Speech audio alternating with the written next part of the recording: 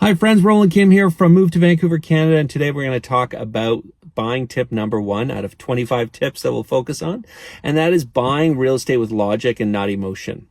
And point number 1 is look past the decor, the fancy setup, the fancy staging, and focus on the layout of the property, the location, the structure, and the core foundational features of the property. Now, that doesn't mean automatically that something new and renovated isn't potentially the right logical purchase, because you got to keep in perspective as well what it costs to renovate a property. So just because something is recently renovated and it's fancy doesn't mean it couldn't be the logical purchase, but make sure that you're not getting overwhelmed by something that is kind of like lipstick on a house, so to speak. So focus on logic, not emotion. Make a pros and cons list for each one of the properties that you're looking at so that it's more easily comparable after you've seen them all, and so that you can really compare apples to apples.